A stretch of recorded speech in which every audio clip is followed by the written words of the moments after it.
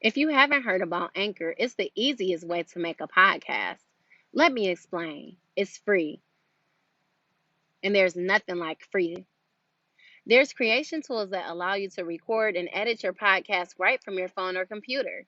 Anchor will distribute your podcast for you so it can be heard on Spotify, Apple Podcasts, and all other platforms. And the best part, you can make money from your podcast with no minimum listenership. Download the free Anchor app or go to anchor.fm to get started today.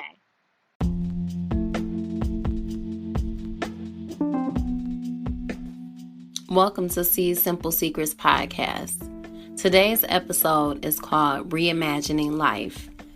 And today I just wanted to talk about what life would be like if we basically reimagined it.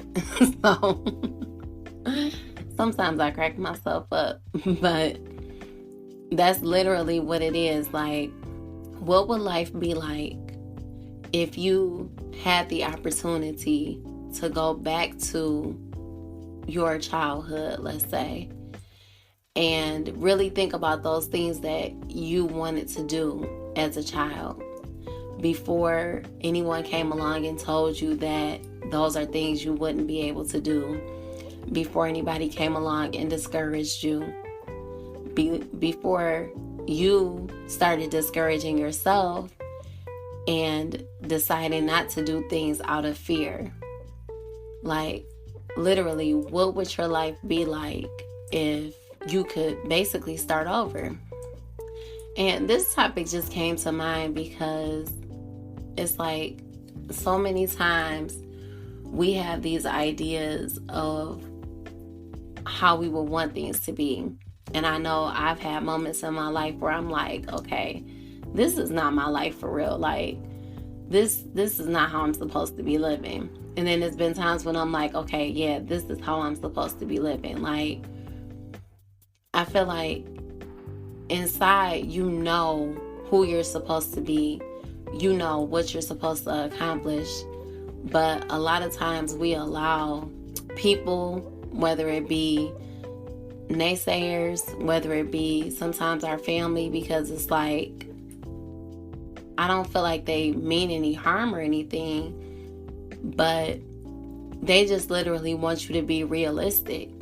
But sometimes in that realism, it's like, it's okay to be realistic and to be grounded, but sometimes that realism ends up killing your dreams. Like, it ends up pushing you into careers that are unsatisfying for you. It ends up pushing you into situations that you're not really happy with, but you're just choosing just to get by, or because you feel like there's nothing better for you, or you can't do any better than what you're doing, or literally like you just want to survive.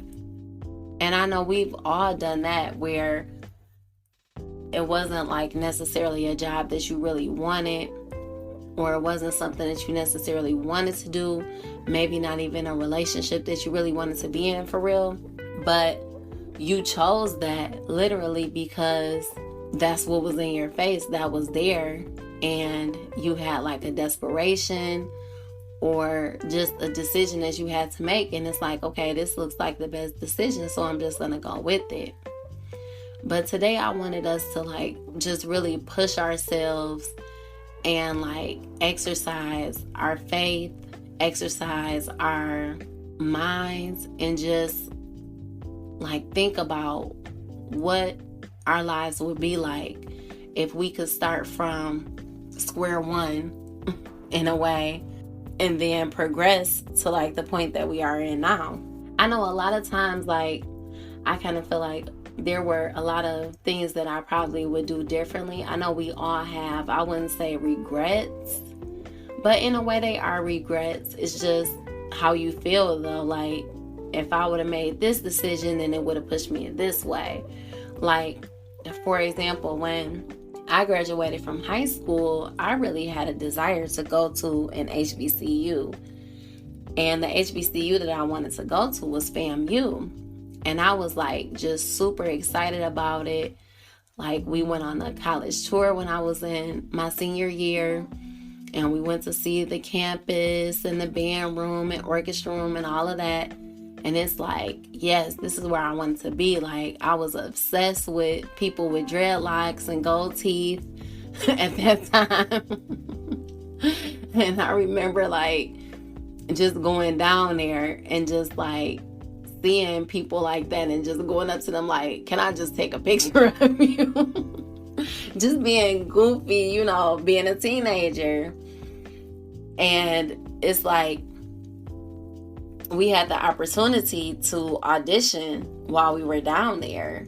And of course, I didn't audition, but I'm like, it's still a possibility where, you know, I'd be able to go.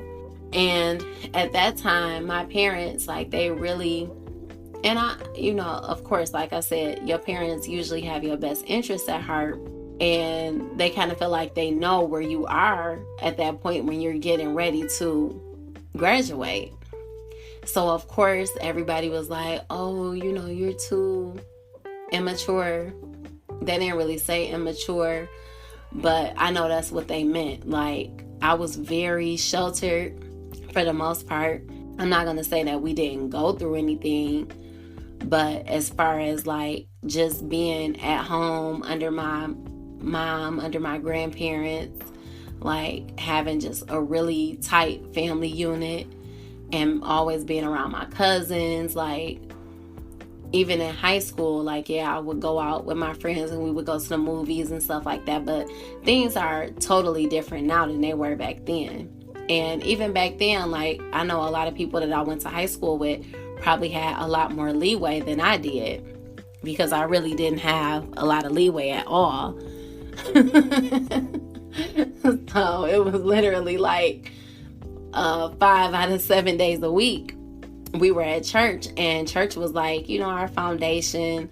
We went to youth meeting, we had our choir rehearsal, and our church did like so much stuff with the young people, and it was actually fun stuff. Like, we would go places, we would go on trips and stuff like that as teenagers.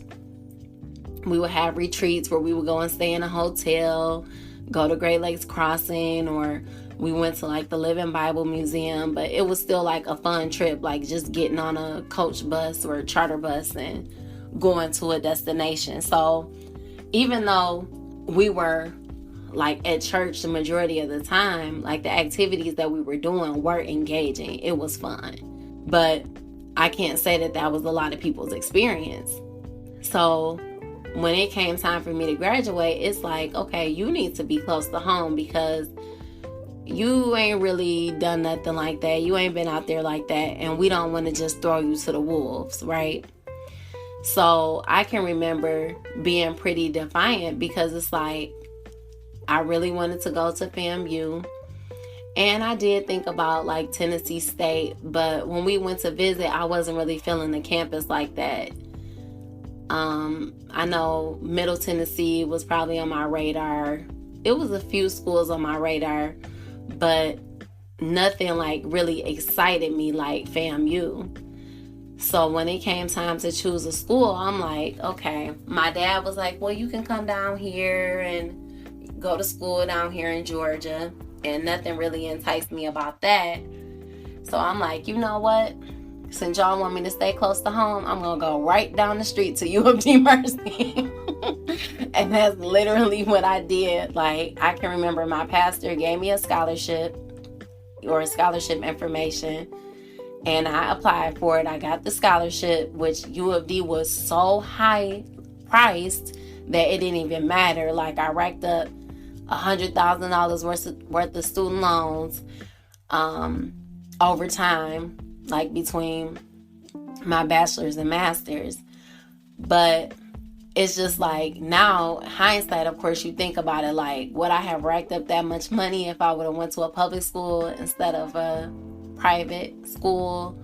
Like, but then again, it's like the friends that I made and the things that we experienced. Like, I don't know if I would have experienced that stuff in Florida. I'm sure I would have experienced some other things, and I still like have a desire to go to an HBCU even at my age. It's like, I even thought about, like, maybe I should just go to Howard, just study African American studies for, like, just for fun. Just because it's something that I still want to do. And I got the opportunity maybe like 2 years ago to go to New Orleans and study at Tulane we studied like African American studies and things like that. And I'm like, man, like it really made me want to do it even more, just because you learn about so many things that you would probably never learn about depending on what school you go to, because U of D Mercy is more of a Catholic center school, so the curriculum is a little bit different. I'm not even sure if we had African American studies at U of D. So just that type of stuff, like, you just think about it once you get older. It's not like you necessarily regret it, but it's just like, okay, if I wouldn't have done these things, or boop, boop, boop, then I could have been in a totally different place right now. But I do feel like the things that we go through and the things that we experience, they do lead us in a certain direction.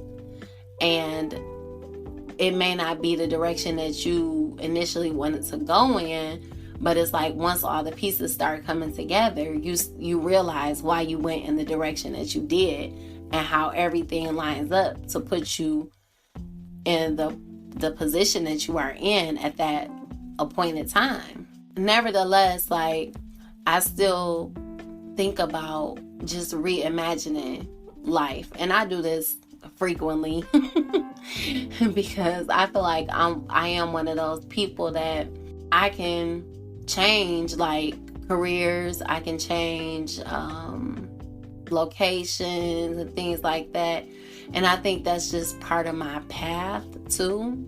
I don't think that's everyone's path, but I'm glad that I do have that wherewithal to just be able to say, like, this is what I really want to do and push towards it.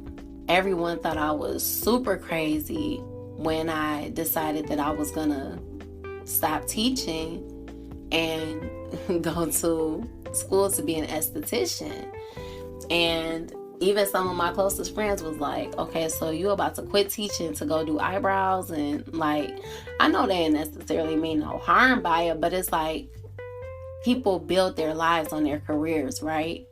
But I'm just one of those people that I appreciate my career. Like, I appreciate the experiences that I've had, the people that I've met, the relationships that I've formed, like, over the years. My career is not my life at the same time. So I feel like I can change it and it's not going to hurt me any. If I want to go back, I can go back. If not, then I'll push forward with this thing. And I think that's just me. I don't think everyone is like that. And I don't think that's everyone's path. But I do like the fact that I am able to just kind of explore, just get that experience in different areas. It just makes you a more versatile person. Like, it makes you a more well-rounded person when you have multiple skills and multiple avenues that you can go in. I sit down and think sometimes, like, man, I have a lot of talents. And it's really like that, the parable of the talents, where it's like the more that you use your talents and don't hide them, the more talents that become apparent to you. Like, the things that I'm able to do, I really don't ever have to work in a day, honestly. But I feel like teaching is something that I am very passionate about. And just talking to people and listening to people, that's another thing. Like, that's even why I started this podcast, because I just had that desire to, like, share my thoughts with people, because I've always been like a writer and a journal writer, or some people would say diary, right? But those thoughts are like thoughts that you keep to yourself, right? And you don't share them with anybody else. And of course, like, my friends and I, my family and I, we're always having conversations. Like, I'm the queen of the 3-hour or more conversation. So I can stay on the phone for hours and hours and, like, never lose anything to talk about with people that I love. So I'm like, if I have all of these ideas and all of these thoughts in my heart and on my mind, like, why not share them with other people? Why not share them with as many people as possible? Like, why only share it with a few people? So that's what led me here. And I stopped doing the esthetician thing for a period of time, but it's still something that's very close and dear to me. Like, even while I was doing it, the people that I was able to just be a blessing to, like women that, have like, I'm trying to think of the politically correct way to say it, but just like clients that I would have that would come in for a facial wax. And, they really felt like down about that. They had low self-esteem because of it, because it's like I even had one client say, like, sometimes I ask, like, God, why me? Like, why did you make me have like this type of condition? And I really don't think that people understand the depth of the things that you can do with a lot of the careers that we have. Like, if you start really thinking how they say, like, brightening up the corner where you are, you will start realizing that no matter what you do, it has a huge impact on people. And I can remember one of the last clients that I had, like, I was going at it with this lady because, like I said, she had she was getting a facial wax. And I just had, like, the intent in my heart, like, I'm going to get every single hair, like, the perfectionist in me just, like, wanting her to be happy with the service that she got. And when I say, like, even she was like, man, you are so patient, like, the fact that you would do that. And little did people know, like, that was something that I always did for my grandmother. And, like, even my uncle, would make fun of me to this day about it. Like, you would literally sit there and pluck out every single one. Like, but I knew that was going to make her feel beautiful. And I felt the same way with this lady. And people don't know, like, how much joy that literally brought me to make someone feel good about themselves. Just like improving their skin texture, improving their look, removing facial hair or body hair that they felt like was unseemly, or it made them have low self-esteem. Like, that gives you a purpose. It's not just waxing eyebrows, like, or drawing on eyebrows. Like, you're giving somebody a whole new look, and you're helping them to have a great feeling about themselves. And so many times we downgrade certain professions. Like, I have to tell people, like, Jesus was a carpenter. What do people think a carpenter is? Like, you making a table or you making a bench for people to sit on or whatever. But if you take it even further, what does a table do? Like, it draws people together, right? It brings families together. You might have a dinner around the table, your Thanksgiving dinner. If you didn't have a table, how would people sit together and enjoy one another's company? They would have to sit on the floor, like, and it wouldn't give you that same effect, right? So even making that table is very significant, and it has a purpose. Like, even those people that are serving, like, even if you're serving at McDonald's or whatever, like, even being a teacher, like, as I, work with students and things like that, and I might have a student that says, I want to work at Marshall's or whatever. Okay, if that's your aspiration, like, that's what you want to do. And what can you do at Marshall's? Like, you can make the best display that Marshall's ever saw. And I don't think people look at their lives like that. And that's why this is called reimagining your life, because it's like, think about the purpose behind everything that you're doing. And if you're doing something and you can't find a purpose in it, or you can't find a reason why you're doing it, then you really need to reimagine your life and see, like, what is it that you really need to be doing with it. And it's kind of crazy because just having one of our family conversations and things like that. And I won't go into super detail with it, but it just made me think about, like, it's a lot of us that really don't sit down and plan our lives. Like, I know, like, setting intentions and manifestation and things like that, like, they've kind of gotten a bad connotation with some people because it's like, that's not biblical. Like, that's a carnal aspect. But in actuality, that's not true, because even in the Bible, it tells you to write the vision and make it plain. Like, you cannot just go about life. You can go about life. Let me switch that. You can go about life all willy-nilly and just fly by the seat of your pants. But are your decisions going to be intentional, or are they just going to be sporadic? And are you really planning out those things that you want to do and putting the efforts and things behind it? And I'll give another spiritual point of view, which is faith without works is dead, right? So you can sit there all day and say that you want these things to happen. Yes, I want to have a family. Yes, I want to get married. Yes, I want to have children, whatever. But you're not putting no efforts behind it. So faith without works is dead. If you don't want to say setting your intentions and manifesting things, then you can flip it on that side and say, you need to start writing it down. You need to start speaking those things that be not as though there were. That's a biblical principle. I think sometimes we think we overthink things and then we think ourselves out of things. So I would definitely encourage people, like, if you have things that you want to accomplish in life, you need to start writing them down. And the reason why I say this is because I actually sat down one day and made a list of things that I wanted to accomplish. And every once in a while, I'll go back and look at that list. Like, I'm going to be honest about it. I even made a list about all of the things that I wanted to have in a partner.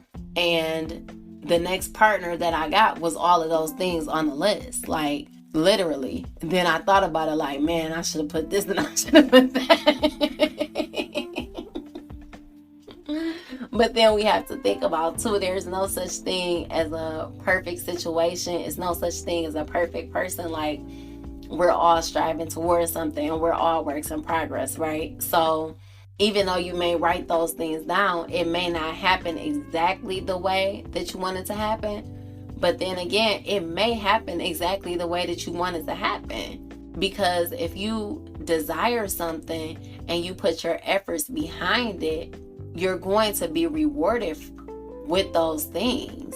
Especially if you're working towards it. Like, if you're thinking about it, you're meditating on it, you're praying about it, you're just putting your thoughts and having those positive thoughts regarding it. Like, once you start putting your negative thoughts on it, like, this is not going to happen, I don't even know why I'm thinking these things, like, of course they're not going to happen. But if you put those positive thoughts behind it, like, even though this has not happened, I know eventually it's going to happen. And I can think about, like, a story where there was a woman that had an issue of blood, right, for 12 years. This woman was basically sick for, if you want to put it in simple terms, she had the same ailment for 12 years. It's just like, I had asthma since birth, or somebody might have diabetes since birth, or be diagnosed with it at a certain point.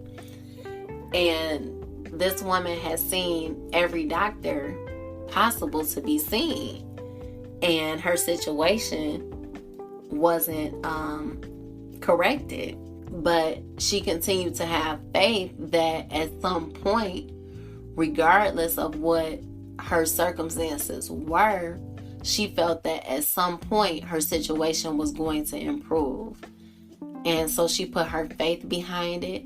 If you want to say, she put her intentions behind it. And because she did that, there was a manifestation of what she envisioned for herself when she touched the hem of Jesus's garment, right? I say that to say, like, all of us have been through some obstacles. It may not be a sickness. It may just be fear. It may be like the struggles that we've had along the way. Some of us have missed meals. Some of us haven't missed meals. You know, some of us have been homeless. Some of us have not been homeless. Some of us were adopted. Some of us had both of our parents. Some of us only had one parent. So everybody has had a different circumstance or a different situation that has formed the person that they are. But once you start reimagining your life, I feel like that's when you stop making excuses for however your life was or whatever circumstances brought you into this world and caused you to be. And you start thinking about your purpose for being here and how you can start changing your trajectory and get to the place where you're supposed to be. Because each and every one of us has like a purpose, and each and every one of us has like an intended place that we're supposed to end up at, or an expected end, right? To give you a future and a hope. So when you think about that, you start seeing the bigger picture. I guess I'm letting that sink in. Because it's the truth. Like, you start seeing the bigger picture. You start seeing your place in this big thing that's called the universe. Like, this, in this entire world, this entire earth, like billions and billions of people, and you're just this one little speck on this earth, right? Your one little speck has a purpose for being here. And once you start thinking about what that purpose really is, and once you start like actually living in that purpose and working towards that purpose, oh my goodness, like doors will start opening up for you. And I have to say, like, I'm seeing that manifestation in my life right now, like from all the work that I put in. And I will tell you, like, that all of us, like, I know we've experienced challenges, like people lying on you or accusing you of things, or just like people not liking you just because they just don't like you. And it's not necessarily nothing that you did to them. You didn't necessarily treat them any type of way, but it's like they just don't like you for whatever reason. Or maybe you all just weren't intended to be close, because that could be a thing too. Like, everyone that crosses your path is not meant to walk that path with you, right? And that's the reason why, like, you may know 5 people that somebody else knows, but there's one person in that same circle that you don't know, right? That you never cross paths with, because for some reason it wasn't your purpose to cross paths with that person, but it was everybody else's purpose too. Like, that's the weird thing about the way that this whole thing works, is that everybody has a different path that they're on. And no matter who tries to tell you which way they think you should go, they're not on your path, so they don't know. So when you reimagine, like, just reimagine your place and start seeing your place in society and what you are really called and purposed to do, things just, they start lining up for you, as I said before. So I spoke a little bit before about how I had transitioned into this esthetician profession or career. And I truly feel like there were some people that I was supposed to meet even on that journey. It was some people I was supposed to cross paths with, and that's why I entered into that. Because there are certain people that I'm still close with from that journey up until now. And there are certain people that I did not develop a relationship with, and we're not close at all. But I do feel like the people that I did develop a relationship with, there was a reason why. Because we needed to cross paths. So fast forward past going to esthetician school and everything, I was serving at the Aretha and just doing like a lot of things like driving Lyft, and I had a lot of things going on. And anybody that knows me knows I love staying busy. Like, I love interacting with people. So that was great for me. Like, I didn't mind it at all. And every once in a while, like, I did kind of tell my friends, like, oh man, like, it's, this is a lot, or like just having to work to, make sure I could afford my bills and things like that.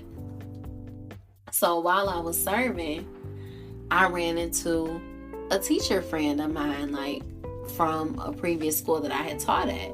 And she was telling me, like, look, I know somebody that's looking for a teacher. Are you thinking about going back? And I'm like, oh, I don't know about that. Like, when I quit, I really wasn't thinking about going back.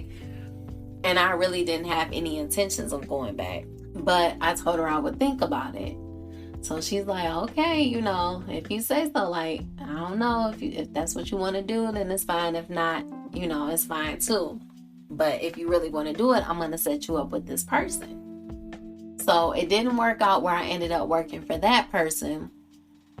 But I had such favor, what some people will call it, or this person like just really liked me so much that she was like, look, we are not able to take you here because we got somebody else that had already applied before you and their application went through.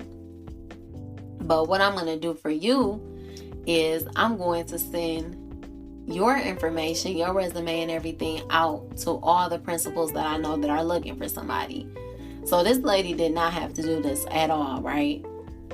But it was the fact that she liked me that she did that for me. And so I'm like, well, thank you, And when I say it was so crazy how this happened, because she sent me to one place and for whatever reason it didn't go through there because it was a new principal. She didn't really understand the process and all of this and that.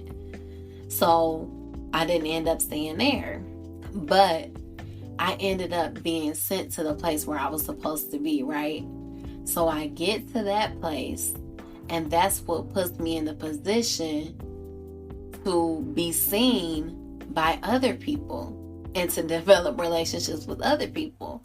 So next thing I know, the people that are seeing me there, they want me, and because of my scores and things like that and what I'm doing in the classroom with my students, they asked me to start doing things with the curriculum team. And I'm like, yes, I love this because I love doing curriculum. I love like those type of tasks where it's just like you on a computer and you are putting pieces together and thinking about lessons and what kind of, like, that's my thing.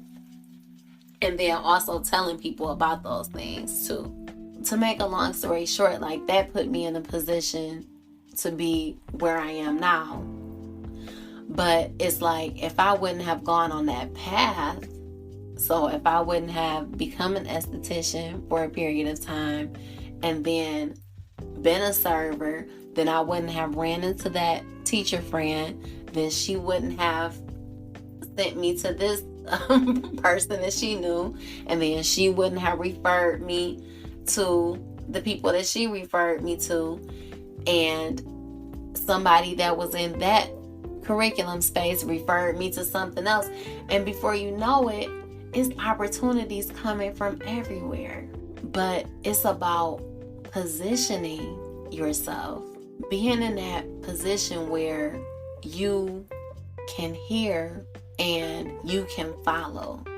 So when you hear God telling you, like, this is what you need to be doing, and you can follow it, and you don't listen to those exterior voices that are telling you, well, no, you shouldn't do that, you should go in this direction, or you should do this, you should do that, you should be over here doing this, and why don't you go back and do that? they mean well, right? But that's not the voice that you need to be listening to. You listening to your inner voice. You're listening to God. You're listening to the direction that you should be heading towards. And you're following that direction. Like, you're following that voice that you hear that's compelling you and telling you, like, you're in the right place. This is the right time. And I truly feel like if I wouldn't have taken that year off, then the timing would have been off, right?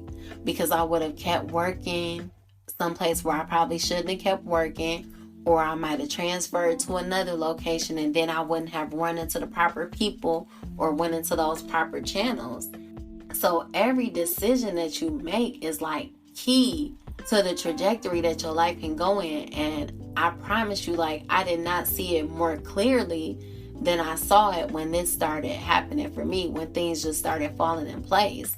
Like, I literally have never seen it clearer in my life. Like, you really have to be conscious of the path that you're going down. And even like relationship wise, you know, if you're saying that you're purposing it in your heart, like that you want to be married and you want to have a family, like, why are you even entertaining people that don't have the same beliefs and ideas as you, or are not headed on the same path as you? Like, why are they even on your radar? They shouldn't even be on your radar. And if you're not in a place where you want to be, like, professionally, personally, then why are you even, like, looking for another person to journey with, and you don't know what road you on yourself? Like, I know it, you know, may seem crazy, because it's like, okay, of course we're not meant to be in this earth alone. We're not meant to do things on our own. That's very true. But I'm a firm believer that if you don't know who you are and you don't know where you're headed, if you get with another person that doesn't know who they are and doesn't know where they're headed, like, y'all have no direction. Y'all join together, but y'all don't even know where you're heading. Like, you don't know. It's like, we just gonna go with the flow. And I mean, it works, but going with the flow is not gonna get you to where you want to be. Like, if you just get in a boat and you don't use your paddle, you just going down the river like, I'm just gonna go with the flow. Okay, you need to take out that paddle so you know what direction you gonna move this boat in, right? Because you don't want to roll right into the waterfall and then go straight down. You literally need to know. You gotta have a map. You gotta know how this river turns and twists so that you know how to navigate it. You cannot just go with the flow. Or if you do, you don't know where you're going to land. You don't know where you're going to end up.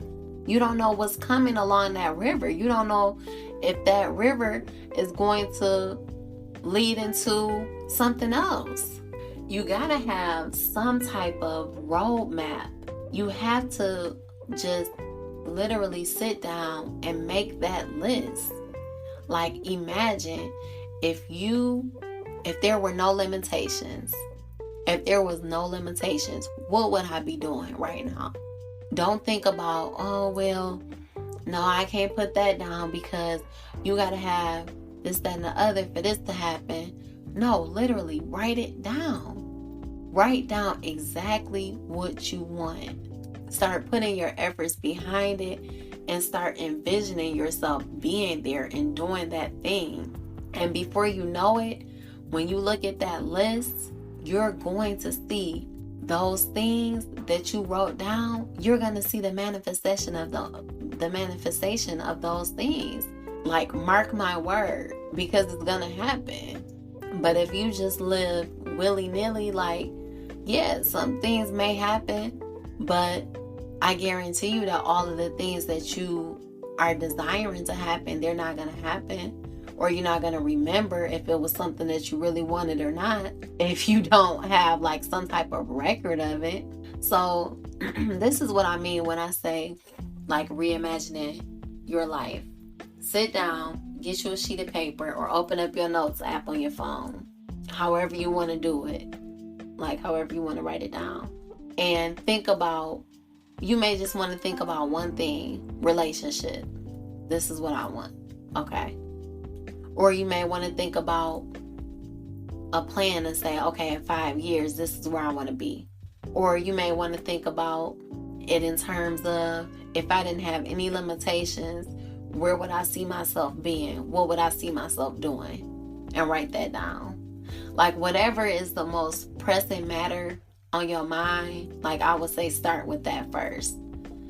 And just write down all of those things that you want to see yourself doing, or what you see yourself doing, or what you feel like you're talented in, and how that could lead you into something else.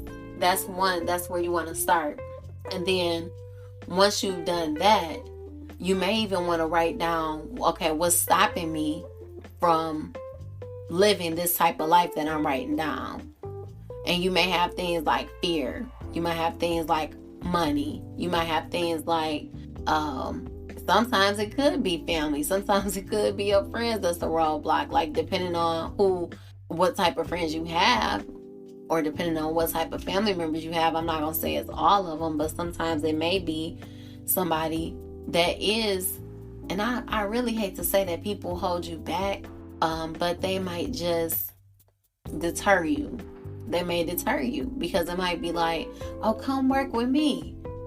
Come do the family business. But it may not be for you to do the family business. It may be for your cousin to do the family business, but it may not be for you. Like, you really gotta know like what's for you and what's not for you. It's kind of like that. I can't remember what the name of the movie is, but the father had the barbecue shop and like he got it from the grandfather, right? But when the son came along, he wanted to be a sommelier, which was a person that deals with wine and, serves wine and knows like the background of it, the history, like just is really immersed in it. And the family took it as a joke because it's like, we have an established business. Why don't you just come work here?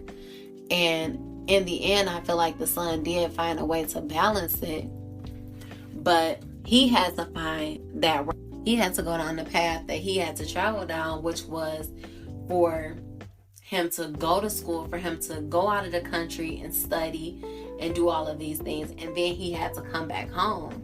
They had to allow him to explore that path as parents. I want to say his mother was behind him, but his father wasn't behind him. And eventually the father came on board. But that's how it is sometimes. Like, people have to see you do it, and they have to see what your efforts are going to be behind it before they back you in it. And that's how things work sometimes. And I'm not saying it's right or it's wrong, but what I am saying is that if you feel something deep in your heart that is something for you to do, there should be nothing that stops you from doing it. And so once you make that list, and once you write down those barriers to achieving that, then that's what makes you all the more smarter, right? Because now you know what to look for. Have those barriers, you know what to look for to say, okay, these are the things I need to look for that are going to be roadblocks in me achieving this, right? So once you expect those things, it makes you a little bit more wise. So when they come along, it doesn't throw you off your path. So, okay, you reimagined it, right? You wrote down your possible barriers or roadblocks to achieving it.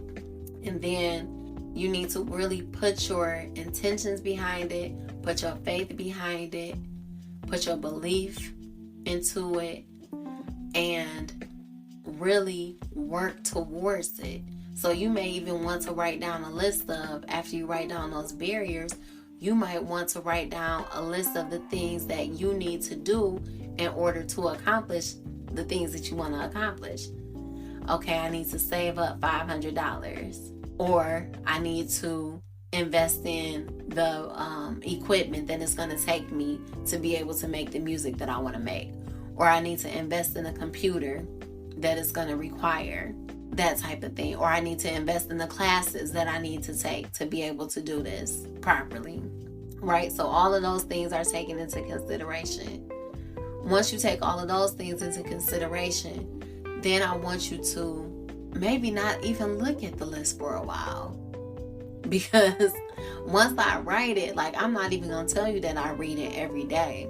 But when I go back to it, I see myself checking off those points. So I know even though I may not read it every day, it's in the forefront of my mind. Like, it's still happening. I'm still on that path, right?